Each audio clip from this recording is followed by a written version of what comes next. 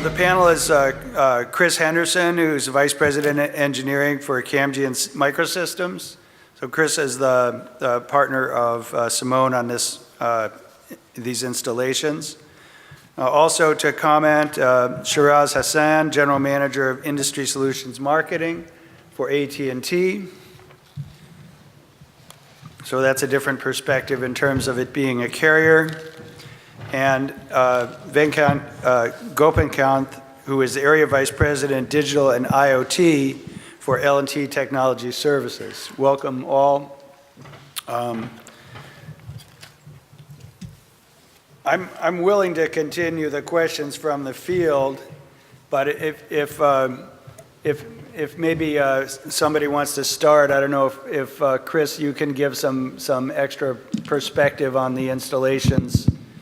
I've got a lot of questions about it, but one thing that sticks in my mind is kind of that I would like to know is kind of the genesis of this capability.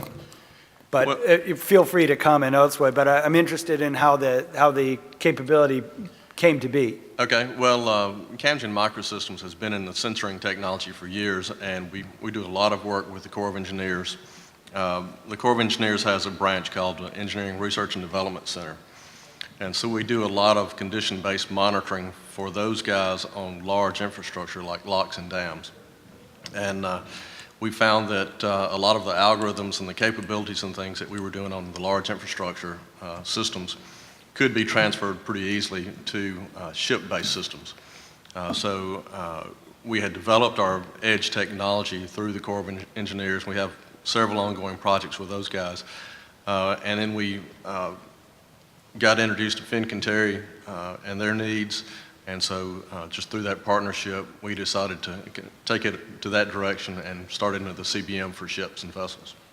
Okay, it looked to me that it was designed into the ships at a certain point in time. Is that correct, Simone? I mean, yes. So these capabilities now designed in? That's correct. That's correct. This was a big request from our customer. Absolutely. Okay, and so that was, can you talk about maybe the differences between, you have military customers and cruise ship customers and others? For example, military customers are quite tough. It means that we don't have the access for the data all the times. They don't like send data outside.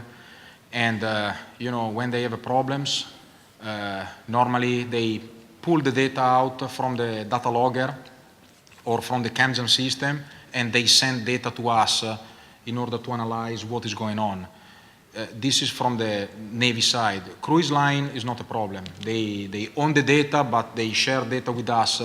So they collect the data, they keep the data on board the ship, but they also transfer the data to our cloud system, so we can analyze the data. And because we do monitoring for them, we normally, most of the time, we are the ones that we are telling them what they have to do. But unfortunately, Navy application, they are still, when we are talking about transferring the data, is something that they really don't like to digest. No. Okay, I don't know if you other gentlemen have a perspective on this. I'm kind of curious to know, this is a very specific vertical industry kind of application. Obviously,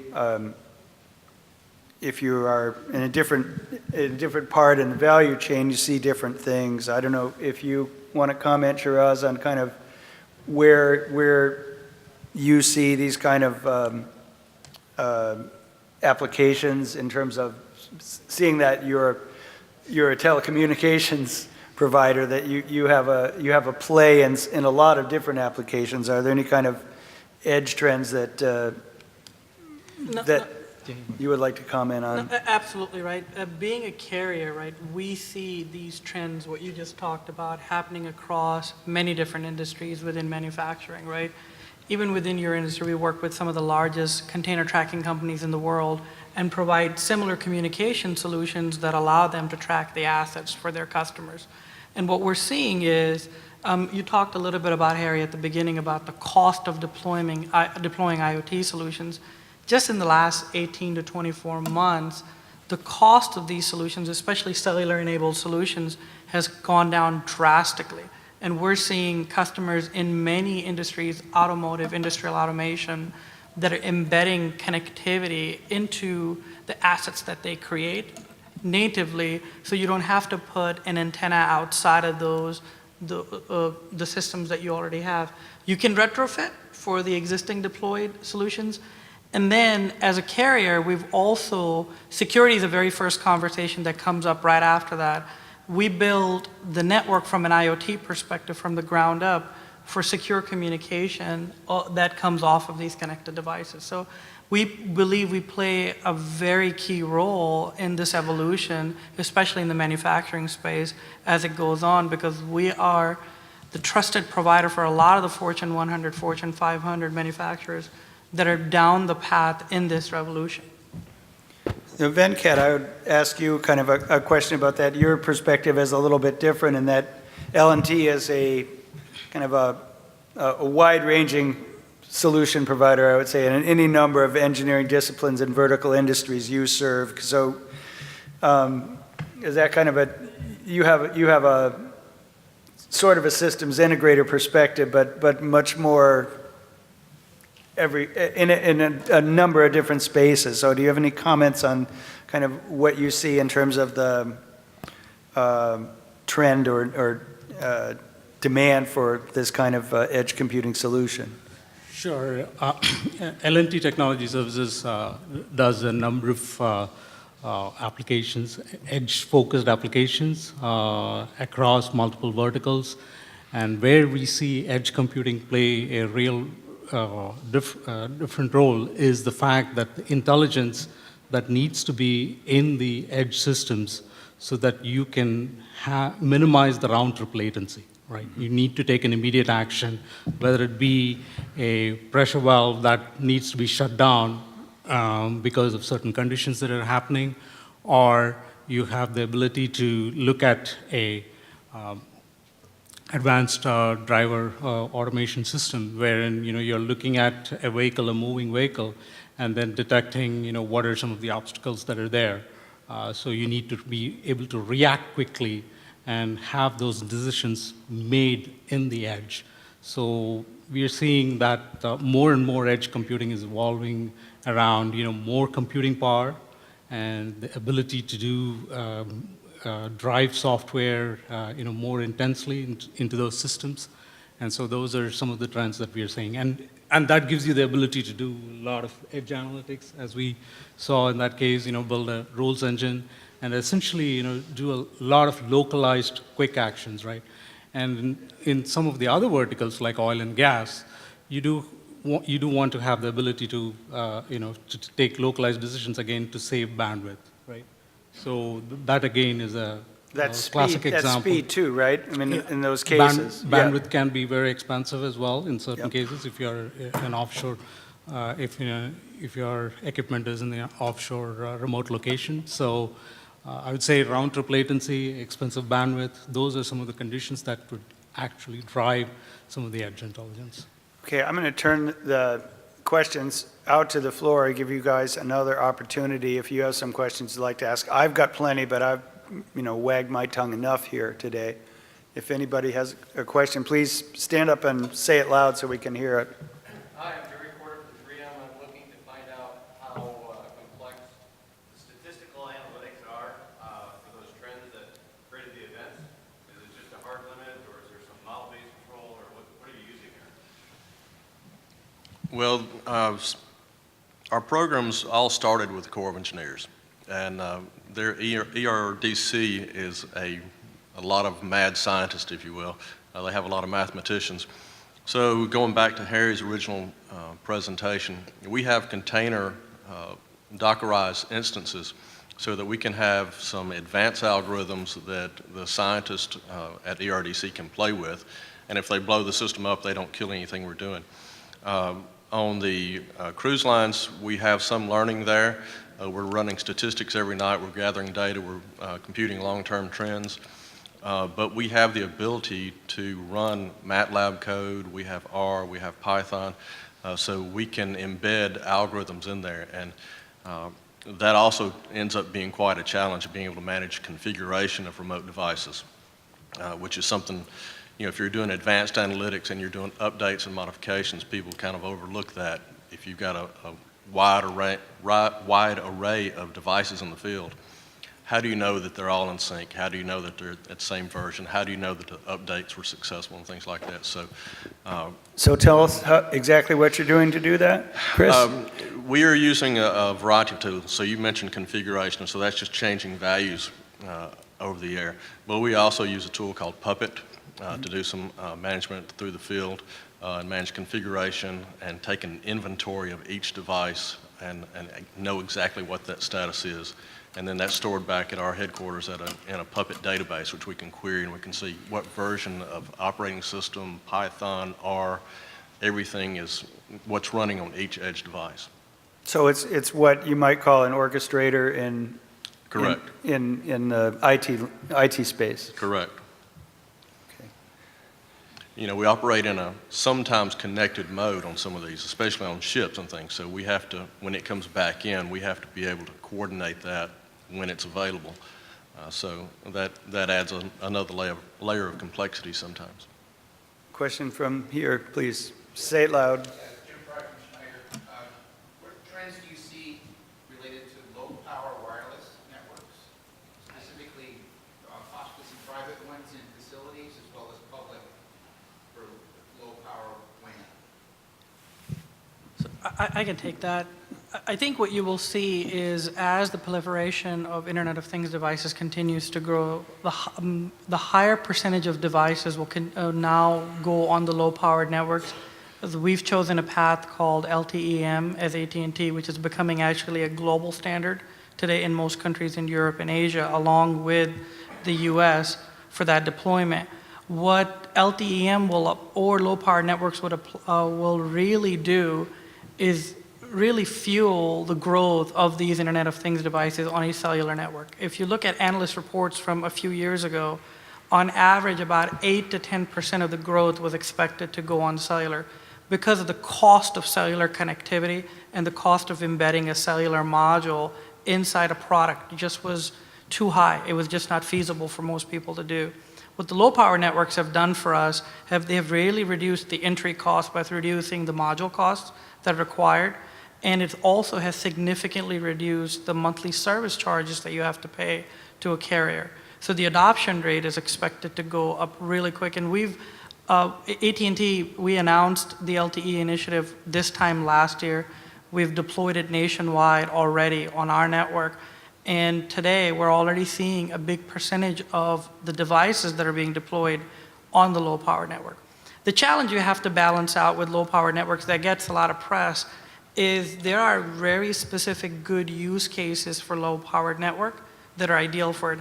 I wouldn't put it on the ship that's transmitting megs and megs or gigs and gigs of data in an hour's time frame, depending upon the incident that takes place.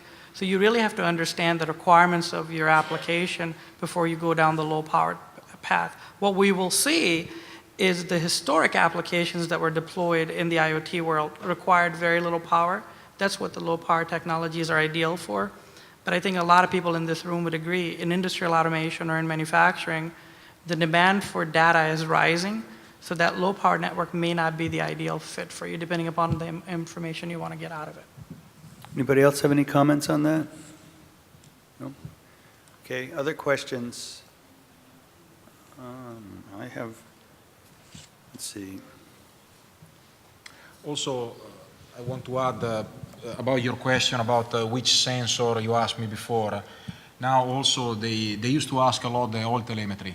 This is the cruise line, they start to ask a lot of oil telemetry, and we are working on with the Parker, and they build a really nice sensor that you can give all the information to the conductivity and permittivity for the oil, and that are the two baseline data that you can pass to be sure that the quality of your oil is correct. So you can, with these two values, you can see the humidity of your oil, you can see the soot contamination, jacket water contamination, fuel contamination. So this is very important for them. This is something that we just add on the cruise line, for example.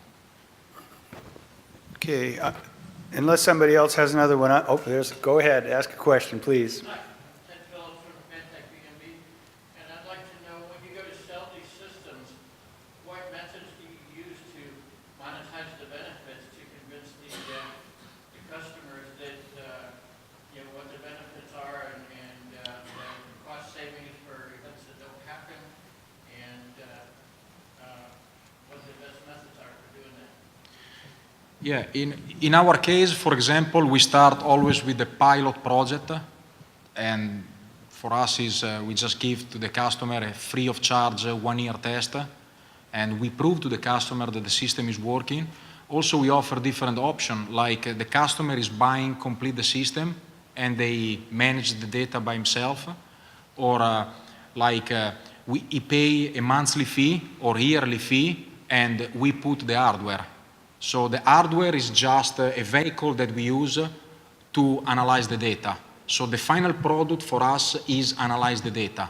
So all the hardware is just a vehicle. So we let the customer decide in which way they want to go. For example, cruise line, they thinking more about a monthly fee and let us put the hardware under our cost. Because we sell to them, what we give to them is at the end of the day is the data, all the data that we analyze. That is the final product that we give to them. How we analyze the data is our problem. Sometimes, they want to buy the software, so we sell the software. So we have different options. Sometimes we give also maintenance program together with the telemetry. Okay, we sign contract for maintenance, and we give the telemetry inside the contract because we want to be sure and we want to be proactive. So it's fully customized. Definitely at the beginning is not very easy, but most of the time is the customer that is looking for us. Most of the time. So they're wanting to outsource the engine. They don't want responsibility for it. So that's where Fincantieri comes in. They own the engine, and it's their responsibility to keep it running all the time. The concept is like when you lease the car. It's the same concept. They don't buy anymore the engine. They lease the engine. Okay, I give you the engine. It's under my cost. We're gonna sign a contract for 10 years for maintenance, and after 10 years, I have to replace the engine. Interesting. Venkat, you had a comment on that? Yeah, so typically, in our environment, we typically get started with a pilot with the business outcome in mind, right? You prove that in a small setting, essentially, say take, let's say you wanted to look at predictive maintenance for a plant. You take a couple of motors there, look at what is it that we want to do and what is the outcome of that pilot project in that particular line and so on. And then you scale it up to different lines in the same plant and then so on and to multiple plants. But typically, you get started with a pilot, prove the outcomes there that are desired, have the business outcome that you're trying to achieve well understood before you even embark on the pilot, so everybody's on the same page, and then you scale it up. So. Okay, we have time for maybe one more question, if there's one from the floor. I don't see a hand. I'm sorry to do this, but I'm going to ask one question. It's kind of quick. How the heck, to use the polite term, did you guys get open source software onto U.S. Navy ships like that? Can you explain a little bit about how that was done? I'm just a little bit curious about how you got them to accept that. Can you explain? Is a different software.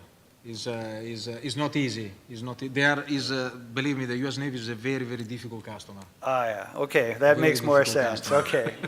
Very difficult customer. I'm somewhat familiar with the Navy. The best customer in the world, but it's still very difficult. Okay. And the other navies are probably about the same, right? Okay. Well, thank you very much. Let's give a round of applause to our panelists.